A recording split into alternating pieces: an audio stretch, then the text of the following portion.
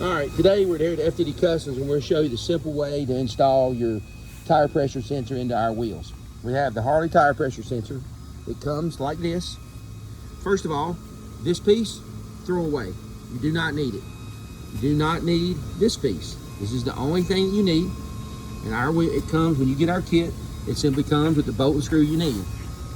So Paul's gonna get that. So if you'll get on our wheel, and you'll notice located by all of our valve stems, there's a tapped hole already drilled in all of them. So in all of our wheels. So you just simply take the tire pressure sensor, put a little drop of Loctite on it, screw it right in.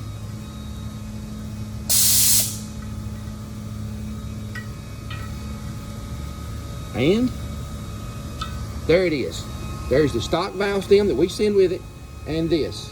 That's how it goes in. You put your tire on. Do not use this valve stem. Do not try to change our valve stem. Use this and this only. This is how you do it.